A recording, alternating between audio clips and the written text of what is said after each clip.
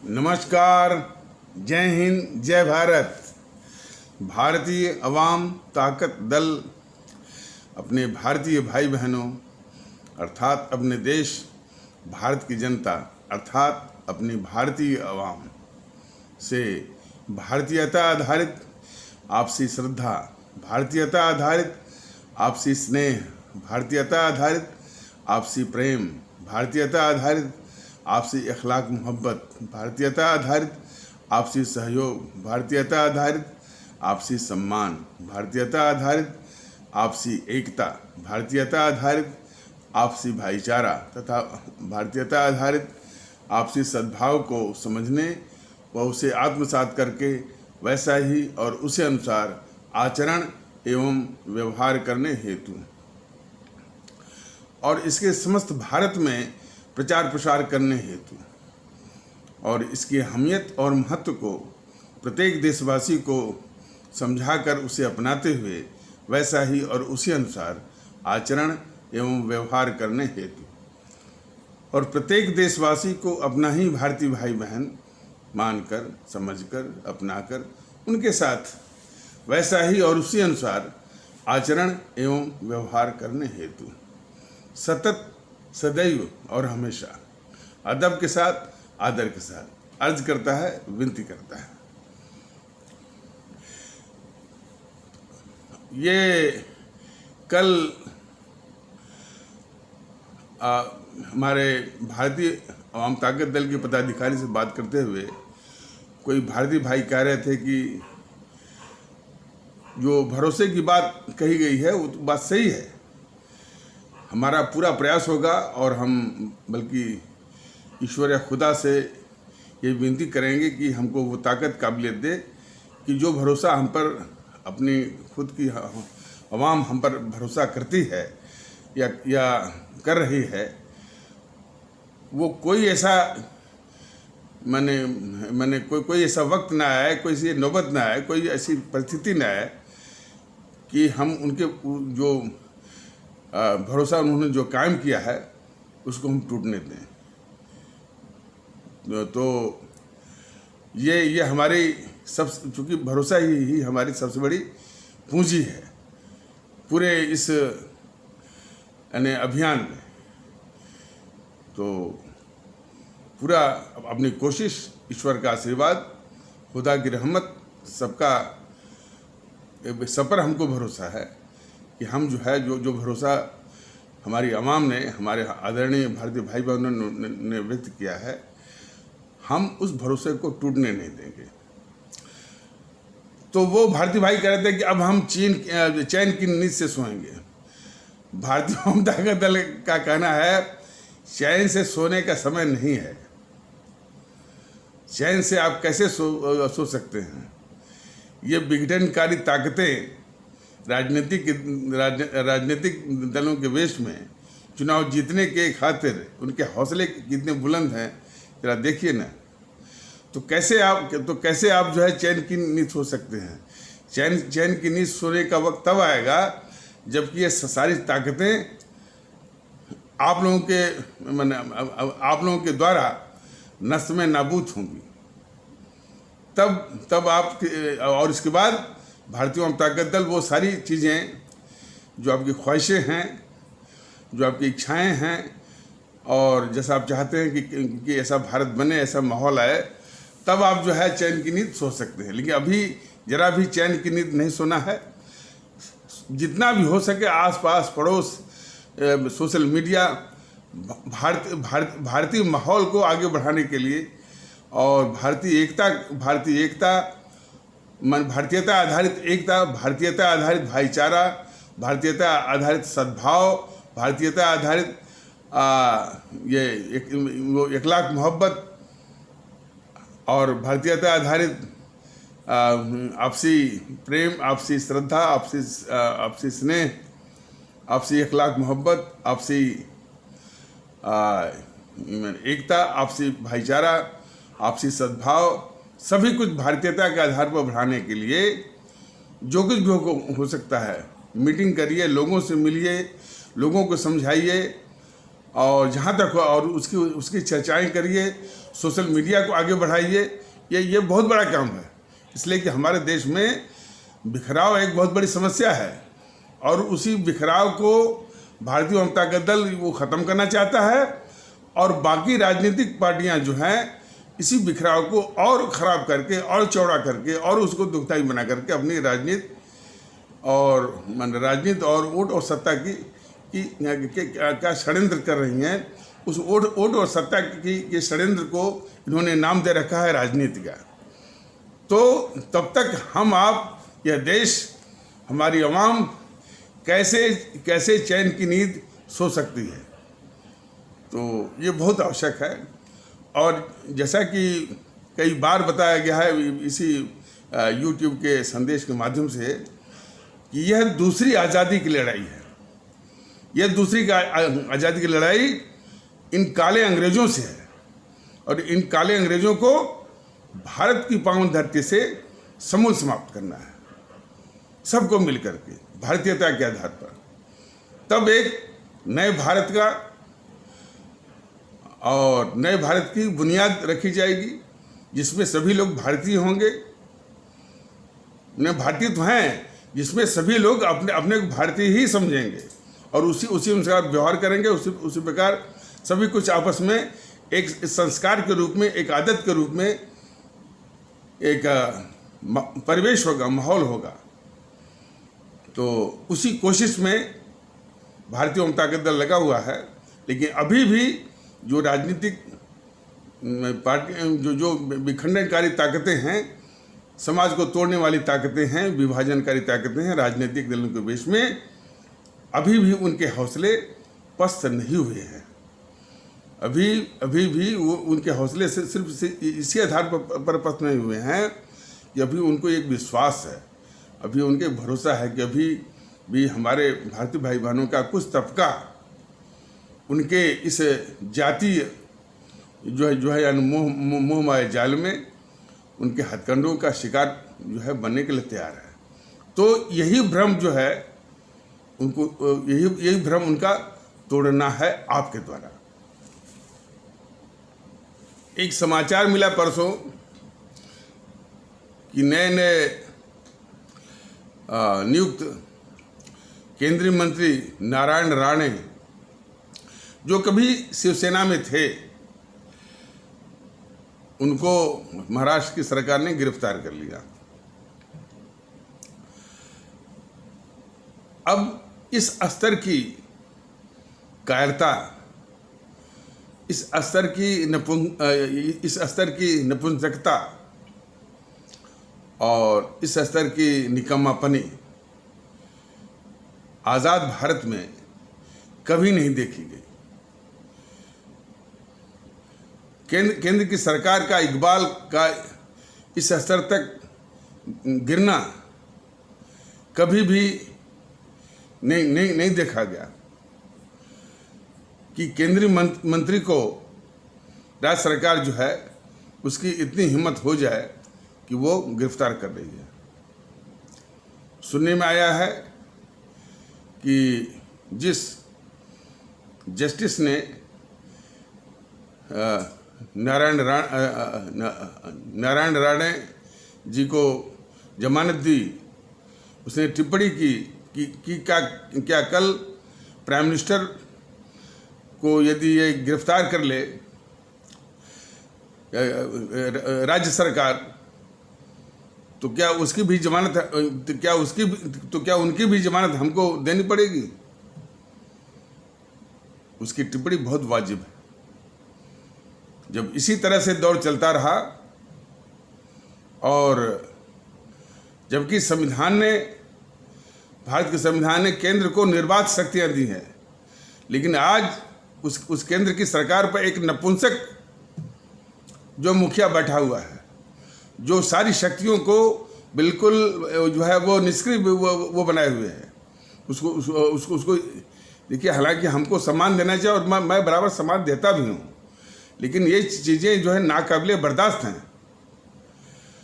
उसको याद होना चाहिए कि उसकी पिछली सरकार जो GNPC की गांधी नेहरू परिवार चांडाल चौकड़ी की काकस की सरकार रही है, अपने राजनीतिक स्वार्थ के लिए उन निर्बाध शक्तियों का दुरुपयोग किया है। आज जब सदुपयोग की आवश्यकता है और जो है इस तरह की अनुशासनहीनता को दूर करने की जरूरत है, तो ये एक नपुंसक, एक कायर, एक निकम्मा प्रधानमंत्री ये बैठा हुआ है। रोज ये गाली खा रहा है, जो है एक उदंड और तालिबानी जो है वो तालिबानी प्रकृति की ममता बनर्जी से, केजरीवाल से, विजयन से, और ऐसी अराजक माहौल में ये सरकार ये चला रहे हैं ये मोदी महोदय। ये किसी भी संजीद नागरिक को जो और जिनमें भी इस मुल्क के प्रति चिंता है, इस देश के प्रति चिंता है, ये सारी चीजें जो है नाकाबिले बर्दाश्त। सारी शक्तियां जो है वो केंद्र सरकार को दी गई हैं। आज जो है वो केंद्र सरकार के द्वारा नियुक्त राज्यपाल हो, चाहे केंद्रीय मंत्री हो, चाहे सीबीआई हो, उसकी क्या दुर्दशा हो रही है।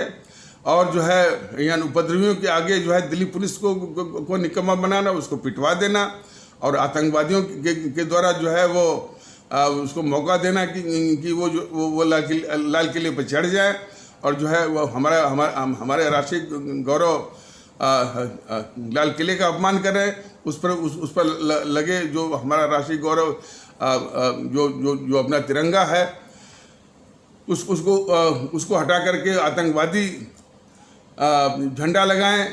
और ये सब जो कि बहुत पहले से कह भी रहे थे।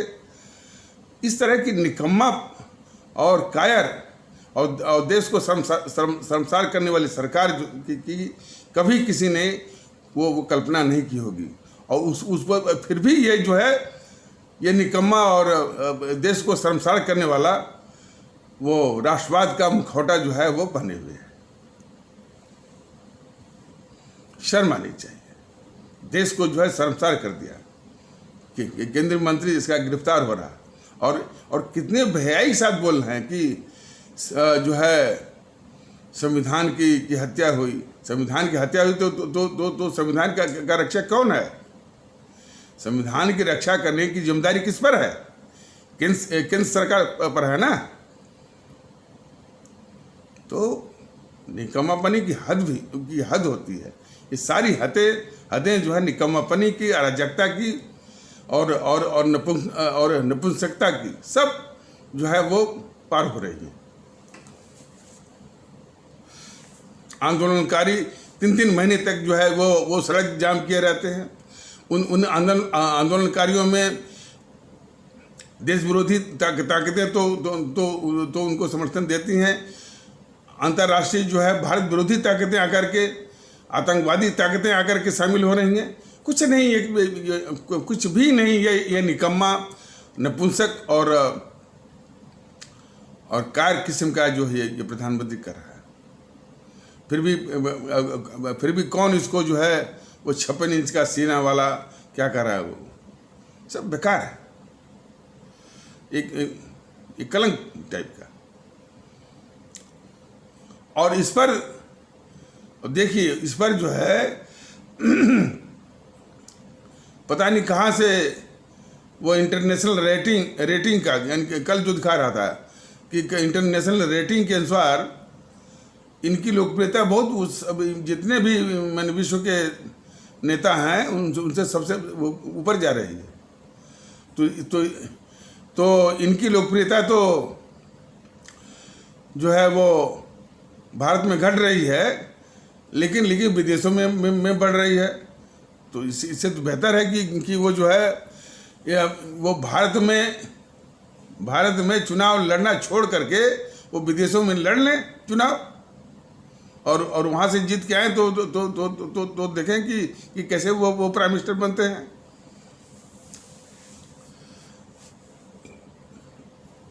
देश को बिल्कुल हर मौके पर जो है वो शर्मसार करना।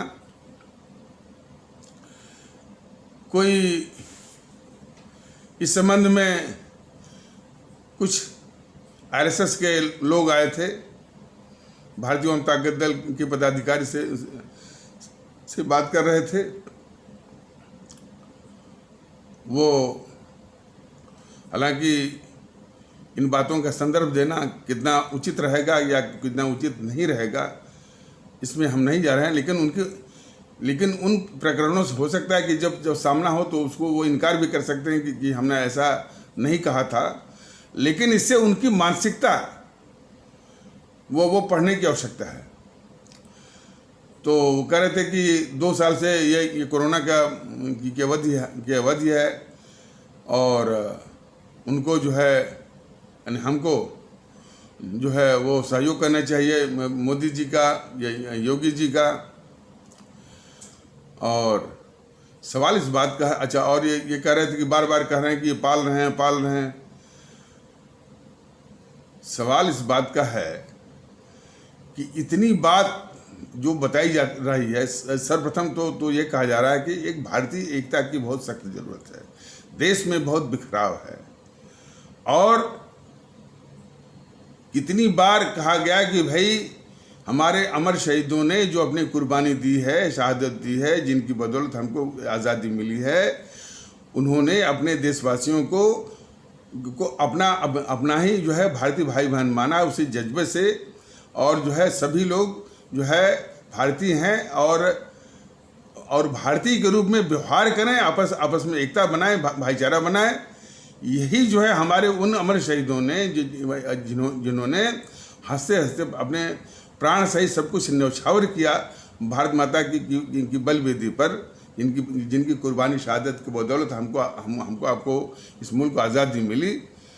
तो उनकी कुर्बानी शहादत का ये पैगाम है कि हम जो है भारतीय हैं तो भारतीय की तरफ व्यवहार करें, सोचें, एकता बनाएं, सद्भाव बनाएं, भाईचारा बनाएं।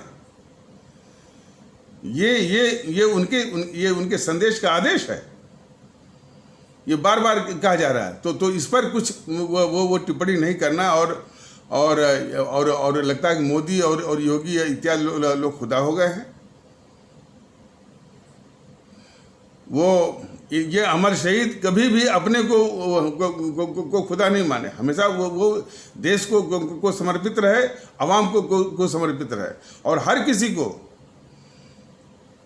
किसी की हैसियत वही है, चाहे हमारी भी हैसियत के किसी भी हैसियत है, इस देश को समर्पित होने की है और आवाम के प्रति जो है समर्पित होने की है। आज समस्या इसी से है कि जो है वो योगी को देखो, मोदी को देखो, अखिलेश को देखो और राहुल को देखो, बिल्कुल नहीं। देखना है तो सिर्फ देश, देखना है तो फिर आवाम, सिर्फ 2 को देखना है। और इनके आगे किसी की कोई औकात नहीं है। तो जो वो आरएसएस के लोग कह रहे थे कि पाल ही नहीं रहे हैं। इन देश के दुश्मन ताकतों के आगे जीएनपीसी इस देश की सबसे खतरनाक ये तंजीम है। राजनीतिक दल के वेश में गांधी नेहरू परिवार, चांडा चौकड़ी काकस और उसी स्तर के ये वाम दल हैं। और बाकी जो है जो स्थानीय क्षेत्र हैं, आपके टीएमसी, आरजेडी और ये Samajwadi, Bahujan Samaj party, Shiv Sena, TDP, NCP, DMK, ये भी इसी के साथ जो वो चिपकते रहते हैं और इन सबों का गठजोड़ भी बनता रहता है। कभी गठबंधन, कभी महागठबंधन, कभी महाअगाड़ी, भिन्न रूपों में वो प्रकट होता है। लेकिन ये सब हमेशा भारतीय समाज को विखंडित करने वाली ताकतें हैं और इसलिए वो भारत विरोधी ताकतें हैं। तो इनको पालना ही नहीं, इनके आगे मोदी महोदय घुटने टेक रहे हैं और देश को शर्मसार कर रहे हैं। ये समस्या है। तो और राष्ट्रीय स्वयं सेवक संघ जो है, आरएसएस जो है, देश के संबंध में उसकी क्या भूमिका रही है देश देख रहा है। जब देश बढ़ रहा था तो ये क्या कर रहा था? देश विभाजन के खतरे के समय जो इसकी क्या भूमिका थी? कोई भूमिका ये निभाया हो कि भाई कि देश ने बटे। अरुणा आसिफ अली ने तो चिट्ठी भी लिखी थी। उस समय के सारे पेपर, सारे अखबार और मीडिया में जो अखबारों को उठाकर के देखा जाए तो सारे कह रहे थे कि अरे सुभाष, तुम कहाँ हो, तुम जल्दी आओ, ये सब देश को बांट रहे हैं। यानी पूरा देश पुकार रहा था वो सुभाष चंद्र बोस को। लेकिन देश को क्या मालूम था कि इसके पहले जो है ये नेहरू जो है यानी रूसी शासकों से मिलकर के उनकी निर्मम यातनाएं देकर के ये जो है वो मरवा चुका है, हत्या ये करवा चुका है। तो ये बराबर जो है देश की आशाएं थी और ये सब सिर्फ सत्ता हथियाने के लिए कि सत्ता सिर्फ जो है उस नेहरू को मिले जिस नेहरू को कांग्रेस में भी नहीं कोई चाहता था, देश और देश में भी कोई नहीं चाहता था। उसके चाहने वाले सिर्फ दो ही थे, एक गद्दार मोहनदास करमचंद गांधी था और जो है एक वायसराय जो अंग्रेज वाला जो विदेशी था लॉर्ड माउंटबेटन। सिर्फ दो ही चाहते थे उसको। बताइए, जिसको कांग्रेस न चाहती हो, जिसको पूरा देश न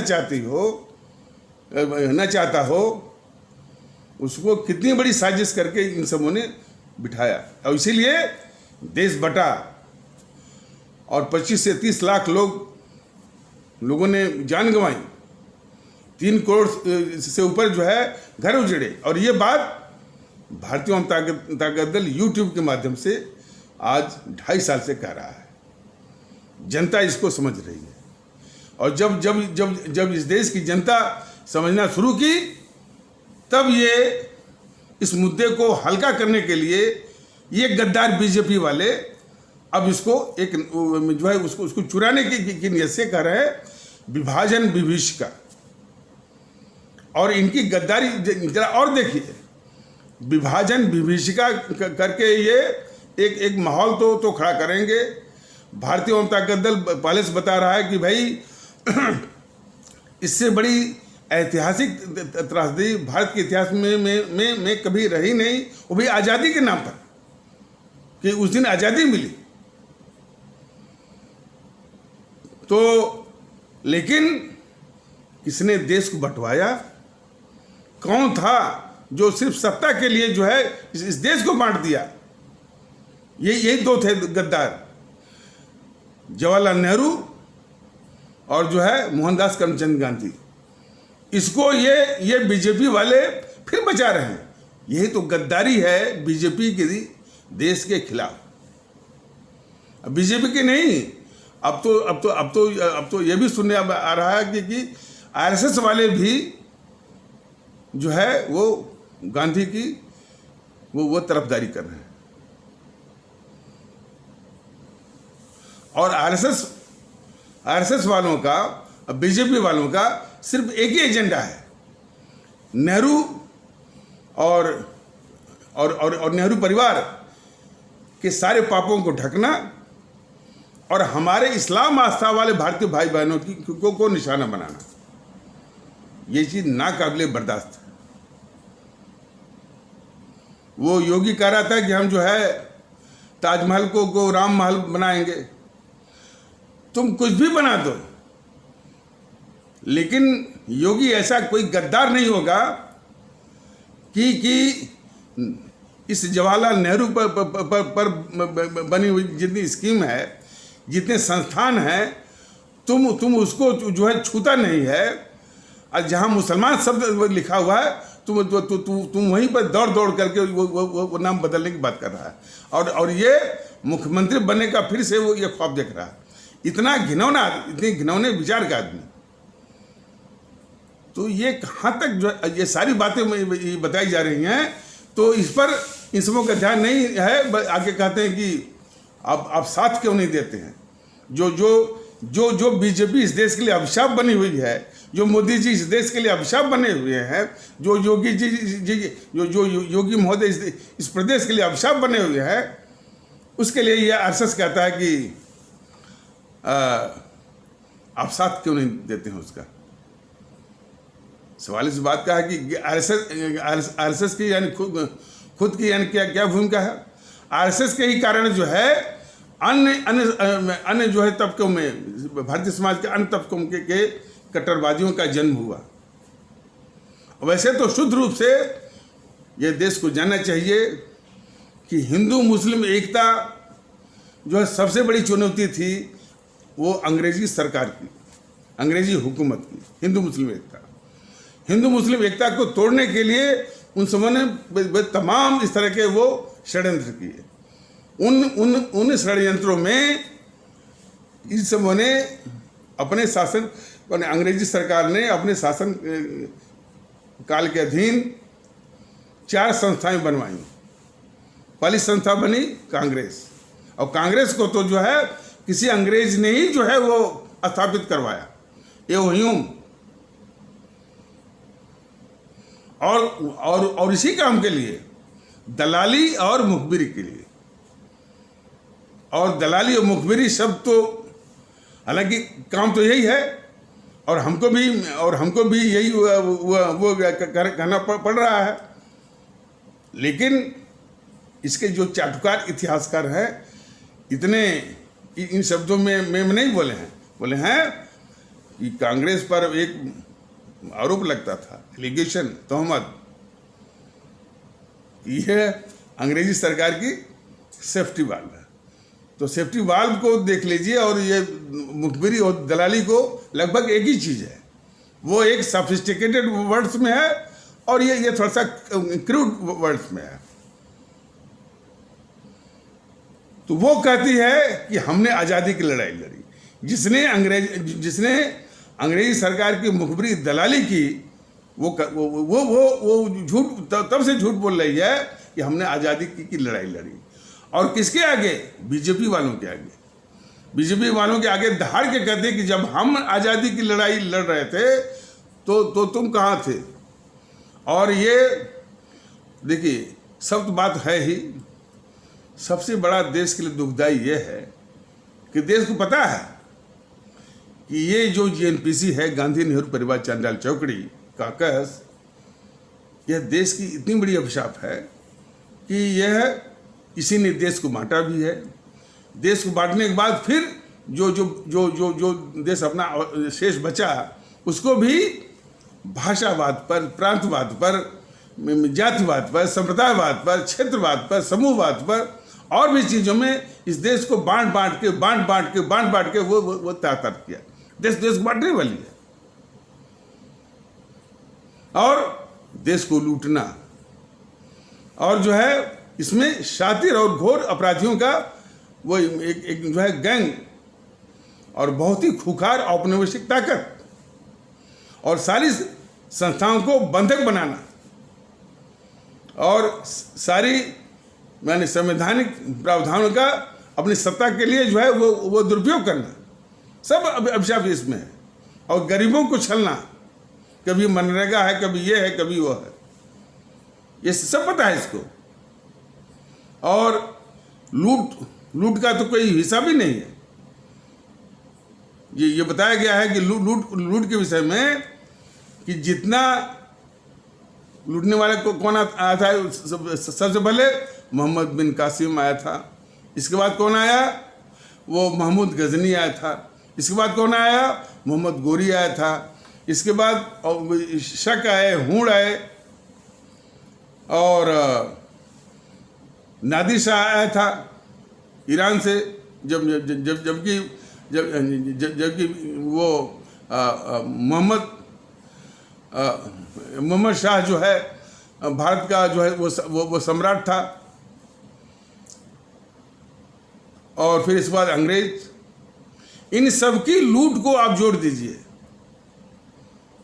मैं फिर से कह रहा हूँ, मोहम्मद बिन कासिम महमूद गजनी, मोहम्मद गोरी, शक और हूण, और इसके बाद ये नादिर शाह अंग्रेज, इन सबकी लूट को जोड़ दीजिए, जितना इन सबों ने इस देश को लूटा हो, और उसमें मुद्रास्फीति का कारक भी जोड़ दीजिए, माने इन्फ्लेशन फैक्टर भी जोड़ दीजिए, तब भी उस माने इन्फ्लेशन फैक्टर लगाने के बाद भी उसका लाखों और अरबों गुना ये जीएनपीसी ने अपने शासनकाल में लूटा है। तो ये सबसे बड़ी डकैत है। ये मोदी महोदय को भी मालूम है, लेकिन उसके सारे लूट के माने कालाधन को, दोनों को बचा रहे हैं, दोनों की रक्षा कर रहे हैं मोदी बीजेपी वाले। जिस पर भी आकर के वो आरएसएस वाला कहता है कि यानी ये साथ दें, ये भूल जा रहा है।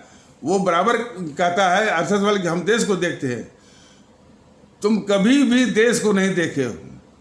तुम्हारा एक निस्वार्थ है कि बैकडोर से सिस्टम पर काबिज होना, पिछले दरवाजे से। तो आज तुमको पिछला दरवाजा मिला है, मोदी मिले हैं। तो और देश के लिए, और सबसे बड़ा इसने जो माने एक घातक जो काम किया है इस देश के खिलाफ है, एक जो भ्रम जो फैलाया कि ये हिंदू राष्ट्र वाली बात। भारतीय जनता पार्टी ने कई तरीकों से बताया है कि हिंदू राष्ट्र की कोई बात ही नहीं है। हमारा देश भारत के संविधान से, मैंने उस भारत के संविधान के द्वारा मतलब कि नियंत्रित है, संचालित है, निर्देशित है, आदेशित है। 4 चीजें हैं, मैंने कंट्रोल्ड, मैंडेटेड और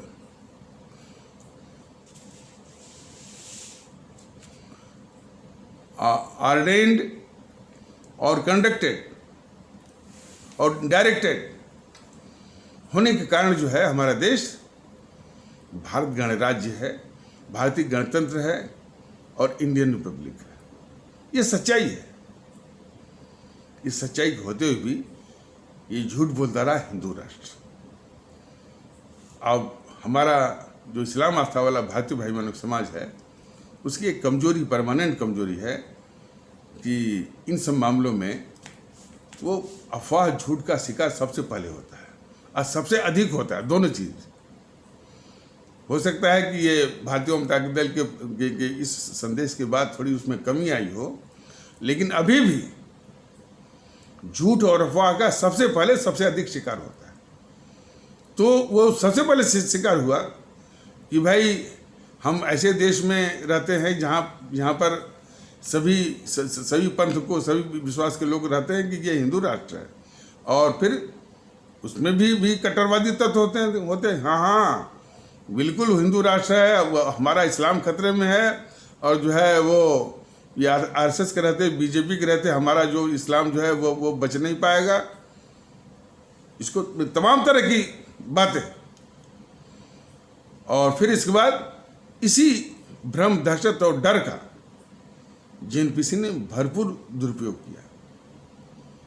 उसने कहा कि हाँ, ये बीजेपी वाले, आरएसएस वाले रहेंगे तो इसको, मैंने हिंदू राष्ट्र तो ये नहीं भी है तो इसको बना देंगे, लेकिन हाँ जो है मेरे साथ आओ, हमको समर्थन दो, हमको वोट करो, हमारा वोट बैंक बनो, हम इसको हिंदू राष्ट्र नहीं बनने देंगे। तो समझ लीजिए कि हमारा कम से कम 20% मैंने जो हमारा मतदाता मंडल का, इलेक्टोरेट का, ये हमारा ये जो तबका है इस्लाम आस्था वाला भारतीय भाई बहनों का, ये 20% जो है ये वो बिल्कुल थोक का थोक। कौन जीएनपीसी जो इस देश की सबसे बड़ी अभिशाप है, सबसे बड़ी गद्दार है, सबसे बड़े देश का दुश्मन है, उसका वोट बैंक बनने के लिए वो मजबूर हो गए। और 70 सालों तक जो है सत्ता में बिठाने, सत्ता में बैठाने के में ये पूरी भूमिका रही। और उनमें मैंने इस्लाम आस्था वाले भारतीय भाई बहनों के समाज में यहाँ तक बात भरी गई कि अब उनके लिए शिक्षा हो, रोजगार हो और गरीबी को दूर करना हो, उनको प्रतिष्ठा देना है, उनको इज्जत देना है, उनको नागरिक की तरह जो है सेवा देनी है, ये सब भूल करके बस एक ही मुद्दे पर वोट करते थे कि बीजेपी को हराना है। इस मानसिकता का बहुत बड़ा यानी भारतीय चुनाव परिवेश में, लोकतंत्रीय परिवेश में इसका बहुत बड़ा दोहन हुआ।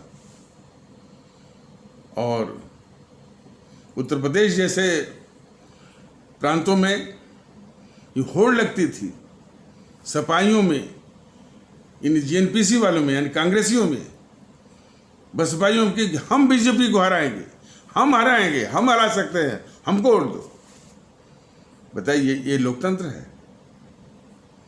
और ये इसके पीछे सिर्फ आरएसएस जो कि कहती रही हिंदू राष्ट्र, हिंदू राष्ट्र। और आज वो बोलने चली है कि जो है इनका साथ दीजिए, मोदी का और योगी का, जो कि खुद ही इस देश के लिए अभिशाप बने हुए हैं। इनके सरीखे और भी अभिशाप है, हम नहीं कहते हैं, लेकिन सत्ता पर बैठ करके अभिशाप बनने से पूरे देश पर जो है उसका असर जाता है। और तो और ये आरएसएस कहती है कि हम सांस्कृतिक संगठन हैं और हमारा राजनीति से कुछ लेना देना नहीं। देखिए, ये दूसरा झूठ ये दूसरा झूठ। हर वक्त इसका राजनीति में दखल रहता है, सत्ता में दखल रहता है। जब भी बीजेपी की मीटिंग होती है तो इसके प्रतिनिधि उसमें भाग लेते हैं और ये झूठ भी बोलती रहती है कि हमारा राजनीति में कोई दखल है ही नहीं। इसके झूठ को देश देखे और ये भी सारी बातों को पूरे 60-70 सालों तक आरएसएस ये ऐसे ही करती रही और इस जीएनपीसी ने कभी इस पर जो है प्रतिबंध नहीं लगाया। आरोप जरूर लगाती रही कि आरएसएस देश को तोड़ती है, आरएसएस देश को तोड़ती है, सांप्रदायिक है। कभी भी देश के लिए खतरनाक नहीं माना जीएनपीसी ने आरएसएस को और कभी इसने प्रतिबंध लगाया। तो जो गठजोड़ है इन समूह का, गठजोड़ की बात कई बार बताई गई है। एक आध एपिसोड में मैं कुछ उसके प्रमाण भी दिए गए थे। गठजोड़ का जो सबसे बड़ा प्रमाण ये है कि ये अब तो खैर जब से मोदी जी आए हैं तब से मैंने इन समूह का, आरएसएस वालों का क्या रुख है हम तो नहीं कहते हैं, लेकिन इसके पहले ये इस आरएसएस की राजनीतिक उपज बीजेपी है, ये तो सबको मालूम है। लेकिन ये कितने को मालूम है कि एक मैंने बीजेपी हो चाहे जनसंघ हो, जो कि इसकी राजनीतिक उपज है, ये आरएसएस वाले उसी को वोट करते होंगे? ऐसा नहीं है। आरएसएस वाले बीजेपी को वोट करें, ये ऐसा नहीं है। इसका एक उदाहरण आप लोगों के सामने मैं रखता हूँ। मैं जो है जब मैं रेलवे में था तो एक जो है ट्रैफिक इंस्पेक्टर थे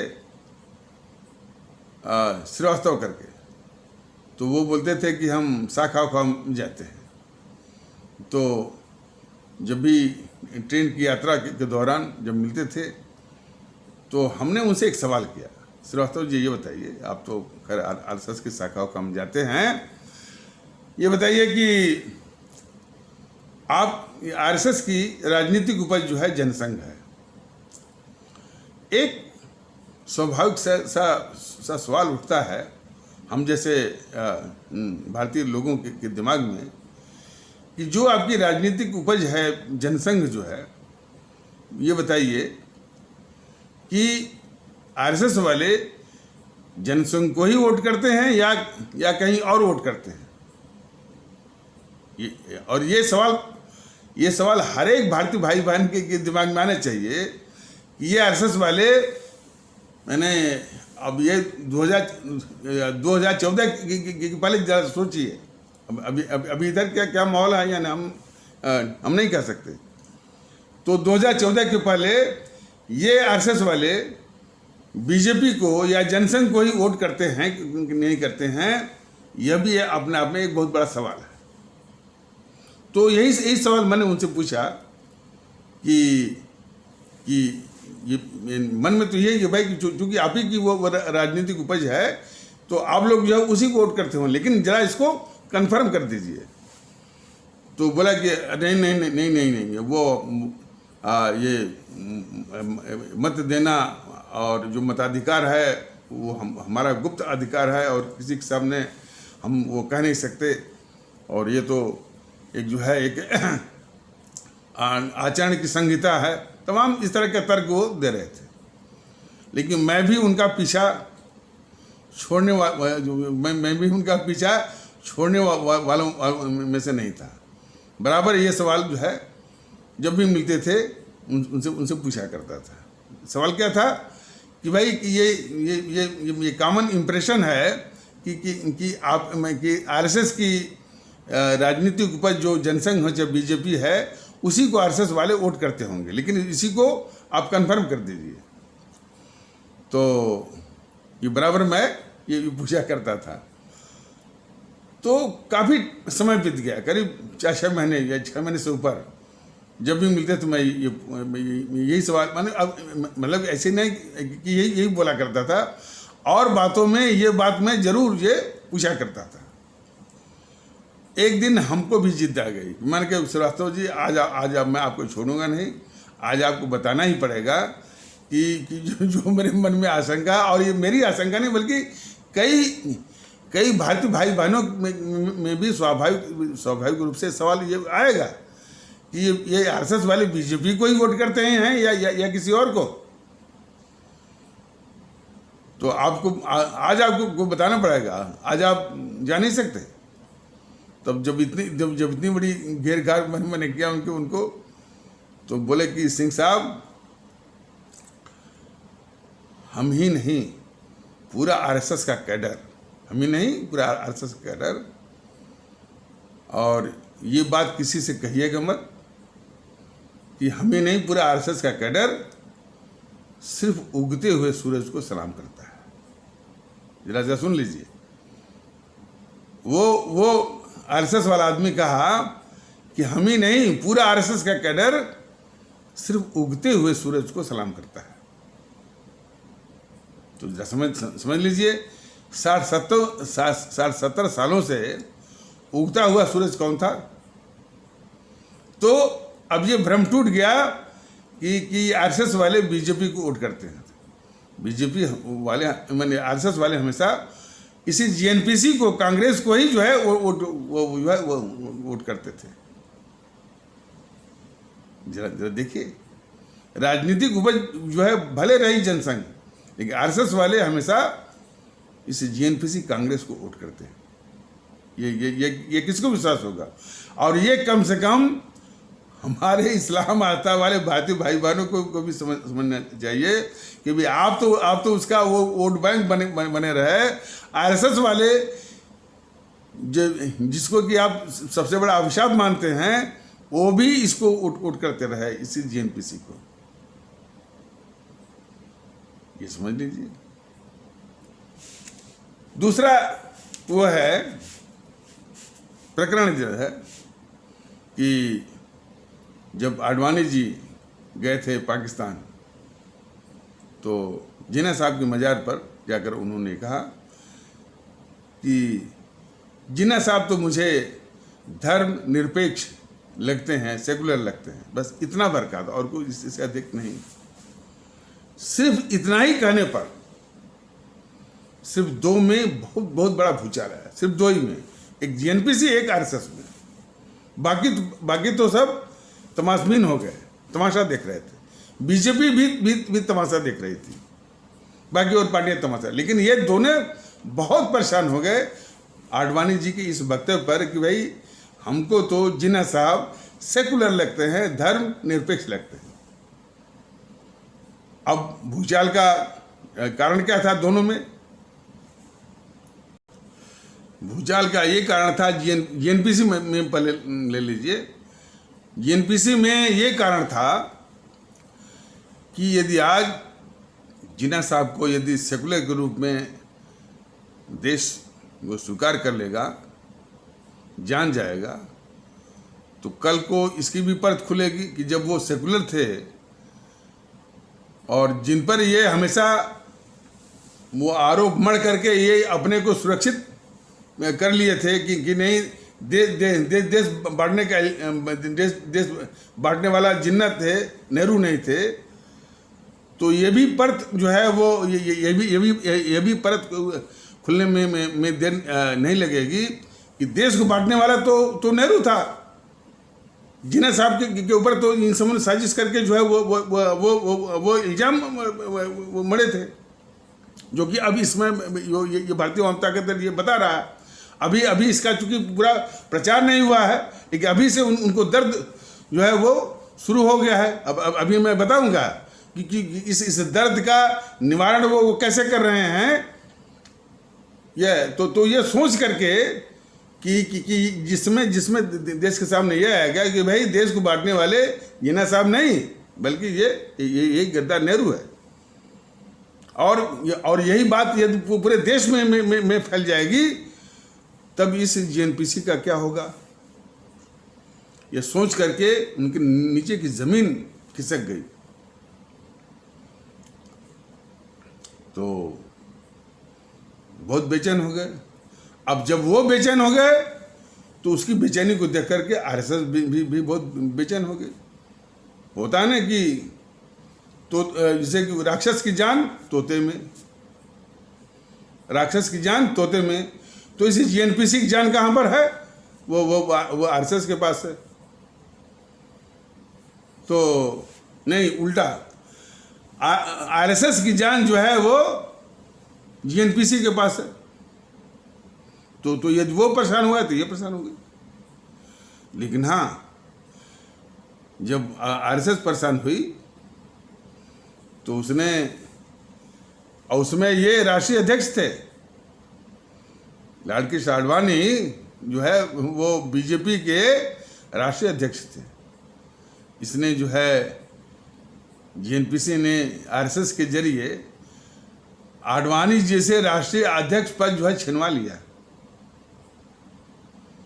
ये सबसे बड़ा प्रमाण है कि इस आरएसएस का जीएनपीसी के साथ जो आंतरिक गठजोड़।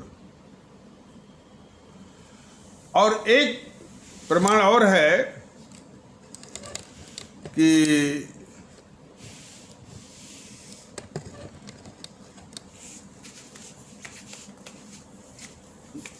ये जानते हैं कि ये जो जीएनपीसी के जो शासन होता है,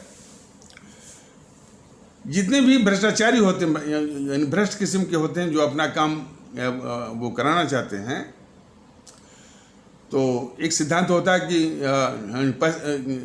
पैसा फेंक तमाशा देख।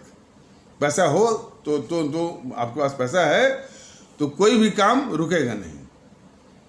उस काम की कीमत देने के लिए आप यदि तैयार हैं तो काम सही है या गलत है, इससे कोई मतलब नहीं, कीमत आप दे दीजिए। तो कोई काम जो है वो रुकता नहीं था। यहाँ तक कि एक बार मुकेश अंबानी बोला था कि कांग्रेस तो अपनी ही दुकान है, बोला था वो। तो मुकेश अंबानी जैसे लोगों के लिए जो ये जीएनपीसी अपनी दुकान और लोगों के लिए जो है बस वो पैसे आप जो है वो देते जाइए, वो सूटकेसों में भर भर करके काम आपका रुकेगा नहीं। इस तरह का वातावरण जो है जीएनपीसी के शासनकाल में होता है। उसी जीएनपीसी के शासनकाल में और उसी के इस तरह के शासन के माहौल में इस आरएसएस का जो कोई काम होता है सबसे तेजी से होता है। जरा जरा सुन लीजिए, एनपीसी के ऐसे शासन के माहौल में आरएसएस का काम जो है सबसे पहले पूरी प्राथमिकता के साथ सबसे पहले होता है, सबसे तेजी से होता है, और वो भी बगैर पैसे का होता है। इस तथ्य का कोई भी पता कर सकता है।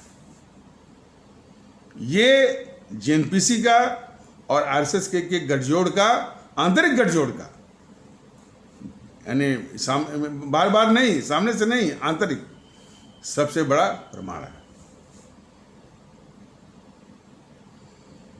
ये आरएसएस वाले कहते हैं कि नेहरू हमारी शाखा में आया करते थे,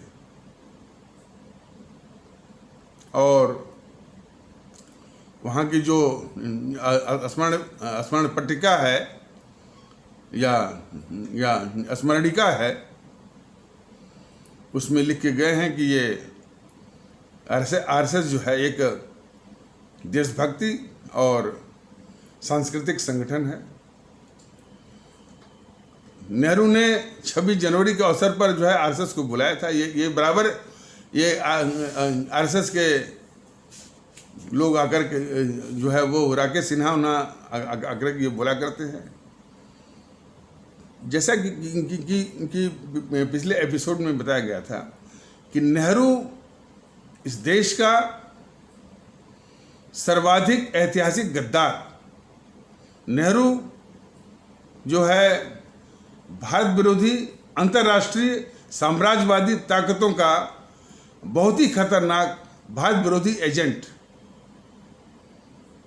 इतना बड़ा अभिशाप से और इतने बड़े बड़े गद्दार से ये सर्टिफिकेट ले रही है आरएसएस देशभक्ति का। समझ जाइए कि कितने स्तर तक ये गिरी हुई है आरएसएस। और जब भी मौका मिलता है तो ये दोनों आपस में, सन 1948 में इन दोनों ने ही मिलकर के, आरएसएस और नेहरू मिलकर के मस्जिद में प्रभु राम की मूर्तियां रखवाई। इसको ये जितने भी चैनल वाले हैं कितना झूठ बोलते हैं, कहते हैं कि मस्जिद में प्रभु राम की मूर्तियां प्रकट हुई। बताइए, प्रभु राम आएंगे इस कलयुग में अपना वो चमत्कार दिखाने के लिए। तो चैनल वाले इस देश के बहुत ही खतरनाक दुश्मन हैं, जेएनपीसी के पापों को ढकने के लिए, नेहरू के पापों को ढकने के लिए। जो गद्दार नेहरू आरएसएस से मिलकर के मस्जिद में प्रभु राम की मूर्तियां रखवाया, इसके बाद जो है मस्जिद में यदि मैंने इस तरह की मूर्ति रखी जाएगी तो विवाद तो होगा ही। विवाद हुआ, मामला कोर्ट में गया। कोर्ट जो सबसे पहला काम करती है उसको जो है यथावत स्थिति स्टे दे दिया, ताला लग गया। ये सारा कुछ जो है आरएसएस और नेहरू वो मिलके किए थे। और फिर भी ये नेहरू और जेएनपीसी हमारे इस्लाम आस्था वाले भारतीय भाई बहनों को भ्रम में डाल करके कि और बराबर आरएसएस को गाली देना, ये सांप्रदायिक है, देश को तोड़ती है। पूरे इस्लाम आस्था वाले भारतीय भाई बहनों को एक भ्रम में और झूठ में कि जाल में या गड्ढे में वो हमेशा रखती रही। और यही नहीं, 36 साल बाद उसका जो नाती था इस गद्दार नेहरू का, वो राजीव गांधी, फिर वही ताला खुलवाता है, शिलान्यास जो है पूजन करवाता है। तब से भी ये सब तो बाबरी मस्जिद के झगड़े की जड़ में है सब ये जेएनपीसी। और बाबरी मस्जिद तो बहुत छोटी चीज़ है जिसने देश को बांटा हो, इतने लोगों, इतने लाख लोगों को हमारे भारतीय भाई बहनों को मरवाया हो। तो मंदिर मस्जिद तो बहुत छोटी चीज़ है। कोई जेएनपीसी का कोई नेता आया था बड़ा कि भाई कि यूट्यूब वाले सर जो है वो पूरे कांग्रेस को वो लपेटें, उस पर आक्रमण करें, सब पर करें, लेकिन राहुल गांधी को छोड़ दें। राहुल गांधी के अब अगले एपिसोड में बताया जाएगा कि राहुल गांधी इतना बड़ा अभिशाप है, इस देश का दुश्मन बना हुआ है, हमेशा देश के साथ गद्दारी करता है, और हम ही नहीं कोई भी जिसको इस देश की चिंता है, देश से मोहब्बत है, तो क्या वो राहुल गांधी को छोड़ेगा? तो राहुल गांधी को तो वो छोड़ने का कोई सवाल नहीं है। राहुल गांधी से कोई व्यक्तिगत नहीं है, चूंकि वो देश का गद्दार है, इसलिए भारतीय ओम ताकत उसको छोड़ नहीं सकता। तो आगे आने वाले एपिसोड में विधिवत ये बताया जाएगा कि उसकी वैसे बताया भी गया है, लेकिन जब तक जो है इसका पूरा वो प्रचार मैंने पूरे देश के लोग जान नहीं जाएंगे कि ये राहुल गांधी, हालांकि ये बीजेपी तो बचा रही है, बीजेपी की तो यही गद्दारी है राहुल को बचाने की, राहुल जैसे गद्दार को बचाने की इसकी गद्दारी है बीजेपी की। तो आगे आने वाले एपिसोड में बताया जाएगा कि राहुल की इस देश के खिलाफ क्या क्या गद्दारियां हैं। तो इसीलिए तो कहा जाता है नस्ल में नाबूद करने के मजबूर ईवीएम पर सारे कार्य अंग्रेजों को, सारे जो है वो राजनीतिक पार्टियों को। तो इन्हीं आवश्यक शब्दों के साथ इस आवश्यक पर चर्चा को यहीं पर विराम दिया जाता है। तब तक के लिए नमस्कार, जय हिंद, जय भारत।